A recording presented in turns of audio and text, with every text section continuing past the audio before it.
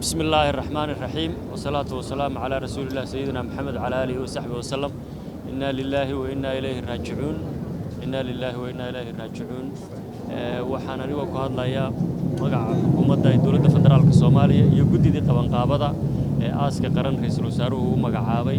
waxaan markii ugu horeysa tacsiyo u dirayaa Allah u naxariisto walaalkeen Cabdiraxmaan Cumar Cusmaan injineer Yariisow oo ahaa qof qaali ah. waxaan doonayaa inaan tacsiyo u diro dhammaan shacabweynaha Soomaaliyeed qoyskii iyo qaraabadii iyo ubadkii iyo ehelkii iyo waalidkii dhammaantoodba ilaahay waxaan leeyahay sabir iyo iimaan hay naga siiyo. Allah u naxariisto, ilaahay su'aasha ha u fududeeyo. Cabdiraxmaan waxa uu ahaa shakhsi aad u wanaagsan oo afgaaban oo af iyo adinba dadka muslimiinta ay ka nabad galeen. shakhsi karaamo leh buu ahaa, qof saaxiibtinimo wanaagsan buu ahaa, qof aan cidnaba dhibaato u geysanin buu ahaa.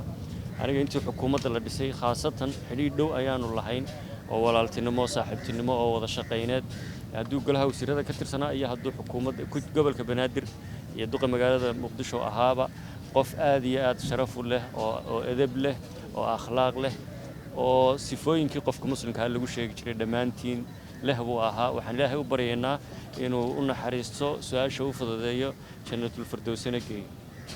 Cabdiraxmaan wuxuu soo halgamay dalkiisa, wuxuu waqti badan iyo tacab badan geliyay in dawladnimo iyo nabad iyo deganaansho dalkiisa ka islaaxaan, magaaladiisa ka islaaxaan. xamar uu guntaday, naftiisu u huray, aakhirkiina waa uu kaga dhabeeyay wixii ummadda Soomaaliyeed iyo dadkiisaba uu la qaban lahaa ama uu u qaban lahaa intuu nool yahay inuu qabto. taa markhaati baynu ka wada ahayn, waa uga marakacaynaa.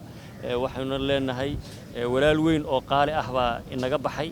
ilaahay sabir iyo iimaan hay naga siiyo. inteena kale oo ummadda Soomaaliyeed ah, mas'uuliyiinta ah, dawlad iyo shicibba waa in tacabkii iyo shaqadii uu hayay aan si laban laabnaa suurto gelinaa in aynu dalkeena ka aasaasno nabad islaaxda. magaalada xamar oo caasimadii dalka aynu nabad islaaxda ka aasaasno, qof walba Soomaaliyeedba ku noolaan karayo, niyadda iyo nabdigaba siin karaayo. waxaynu ku sagootaynaa walaalkeen aaska qaran iyo ducada qaran. waxa jiri doonto oo kale oo madaxweyne Farmaajo ku baaqay in 3 cisho kadib baroordiiq qaran loo sameeyo kelmadaha ku munaasibka ah madaxweynaha ra'iisul wasaaraha asxaabta ehelka qaraabada laga oran doono xafladaas haddii Ilaahay yiraahdo. waxaan leeyahay ilaahay walaalkeen ha u naxariisto. waxa inooga aadan oo kaliya in aynu u ducayno. waxa kale oo doonayaa inaan munaasabadan uga faa'iideysto inaynu cafino dhammaanteen. qof kasta oo wax u sheeganayay hadduu jiro waxaan ka codsanaynaa aynu cafino, aynu is cafino, ilaahay aynu u barino inuu u naxariisto. innagana markaan miiqaamkiisa gaadhno ilaahay inooga daba naxariisto. waad mahadsantihiin. wassalaamu calaykum waraxmatullaahi wabarakaatuh. إن شاء الله يا كل البلوكات اللي خدناها